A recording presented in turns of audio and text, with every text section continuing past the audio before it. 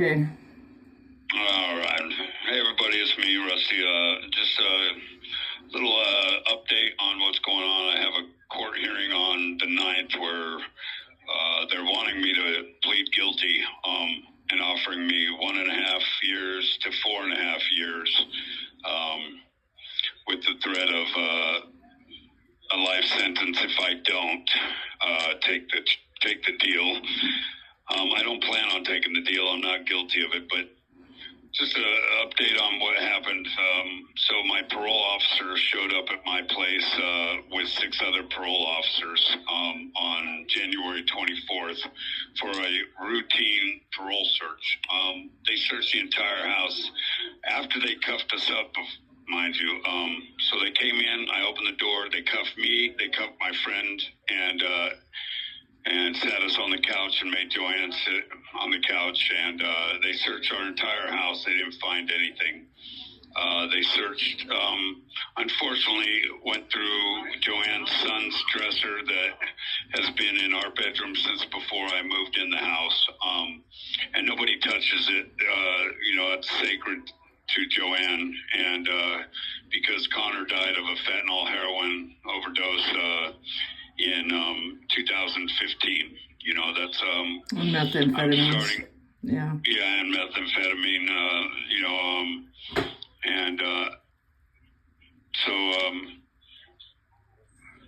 That's sacred to her. She even told me I couldn't move it out of our bedroom. But my dresser's off to the side. I had nothing in this dresser. My parole officer, who's been my parole officer for 3 years and seems to have a little bit of a attitude or grudge. I don't know what it is with Joanne. I don't know. But they searched his dresser, knowing that it was his dresser, and they said they found a little vial of what they said tested positive for methamphetamine that had a little crystalline powder stuck to the side, they said. And in my discovery, it shows that they skipped warnings on the field test, that it was a previously used test pouch and that it was too dirty to use. Says it on their report, and they used it anyways, that they skipped those warnings. Therefore, taking a scoop out of the previously used test pouch that was too dirty to use and dipping it into the vial and then using that positive test as a basis to arrest me. That was their probable cause.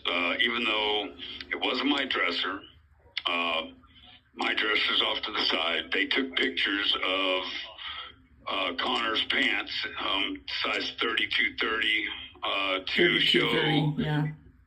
32-32. Okay, and 32-32, but to show that it was a male's dresser. However, they didn't take pictures. They took pictures of the top drawer where they supposedly found this vial, but they didn't take pictures of the name of the stuff that was in there, or the note that's clearly in one of their pictures that they didn't zero in on, that Joanne on a post-it had sent to Connor. It was a post-it note from Mom, and they ignored all that because they wanted to pin it on me. 6 seasoned investigators. Brittany Ortega is my parole officer, and she led the way, and none of them had body cams, so they put this on me. I said they didn't take pictures of the name that's in there, as they would have had they found paperwork that had my name in it. Guaranteed they would have took pictures. So they're hiding exculpatory evidence from me. I've asked for fingerprinting, DNA testing. My public defender is saying that he's trying to get that done, but half the public defenders have walked out of the office due to the state taking half their pay. Over, I think, 150 public defenders have left. Quit moving the camera all around, Boo. anyways, I'll keep it short. So at first, yeah, again, there's nothing that ties me to the dresser, nothing. And meanwhile, I sit in here and it takes 6 months for a speedy trial, but then they stall me out for 2 months prior to that. So I don't go to trial until September.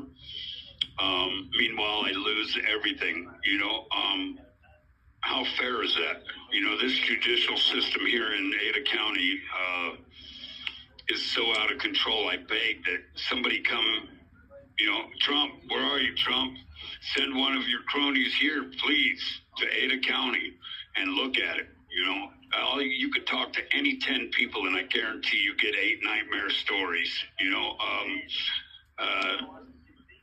They're out of control with the way they're doing things here. They're breaking up families.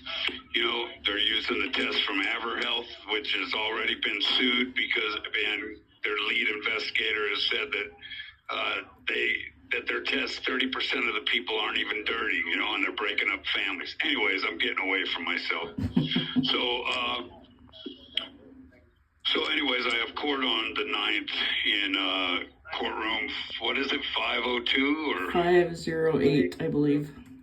508, I believe, at 8:30 in the morning, and that they want me to take this plea of 1.5, 4.5, and I have a hard time dealing or pleading guilty to something I'm not guilty of. My behavior could be better. I want to be better. I want to get back to my life. I want to help people.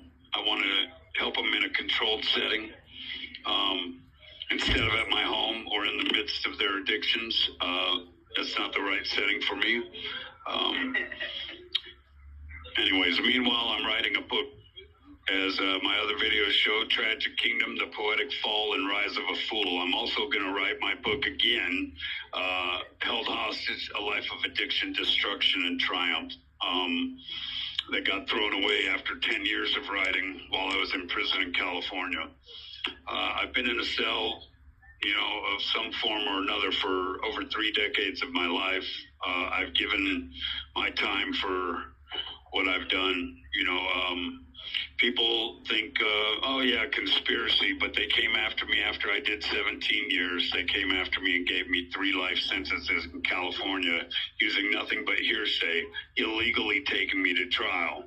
You can look at the articles, look up the Albert Covarrubias project on my links.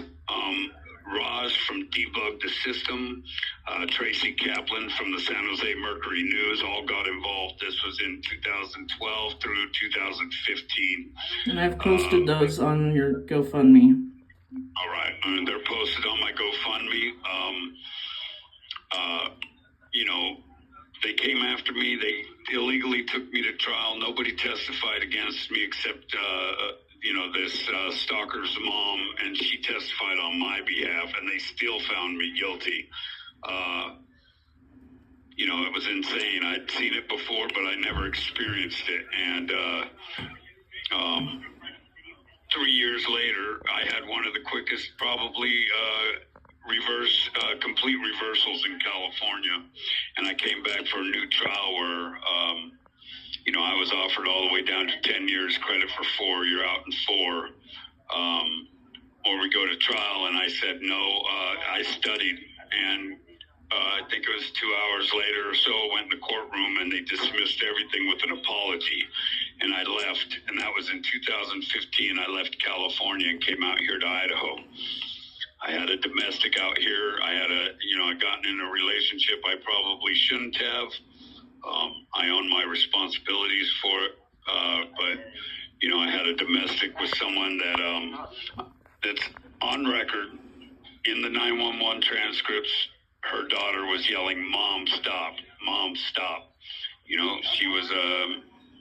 I'm not going to talk bad about it. I'm just saying there was evidence that "Mom, stop!" But when they showed up and I had marks, I said I was trimming trees. She did not say that. They offered me 2 and 3 for that.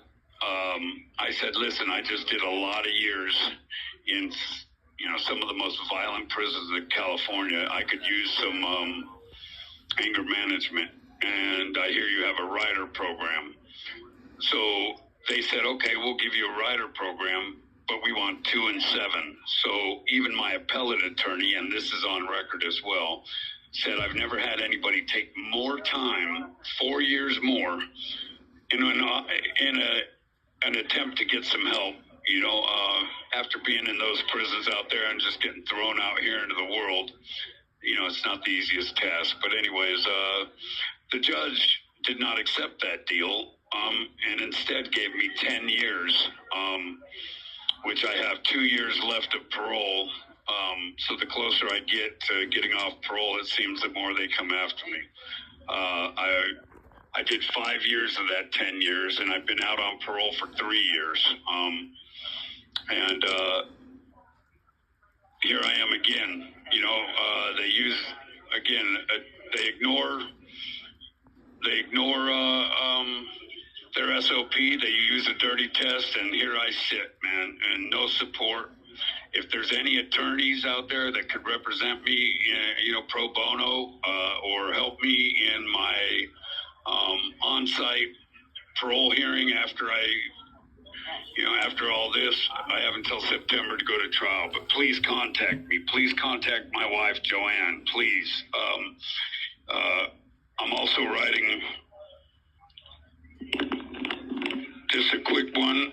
Let's see how much time we got. Okay, we got time. So I'm also a published poet in Standing Tall Above Drugs, A Modern Crusade by Robert T. Wall.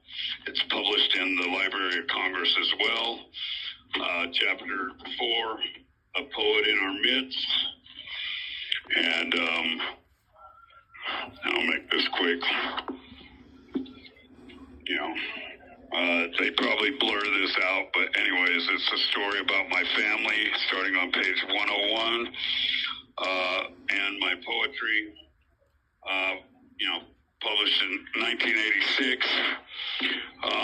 So the poet in our midst, 40 years later, is me. So I'm handwriting 10 books. 2 of them are taken. First one for my mother, and the second one for my wife. This is the one for my mother, Tracted Kingdom, The Poetic Fall and Rise of a Fool. My handwritten poetry. My handwritten poetry in it. Hand inked original artwork. Here's another one, Tragic Kingdom. And hold on. Here's the other one that we're working on. And we're getting there. I'm handwriting all these. The top 8 donors will get a handwritten, signed, and dedicated copy of this book before it gets published, if there's any publishers out there, especially Accelerated Development Inc. publishers at 3400 Kilgore Avenue in Muncie, Indiana, 317-284-7511. Nail them with calls. Tell them to take my call. So they'll publish me 40 years after they published my first poem.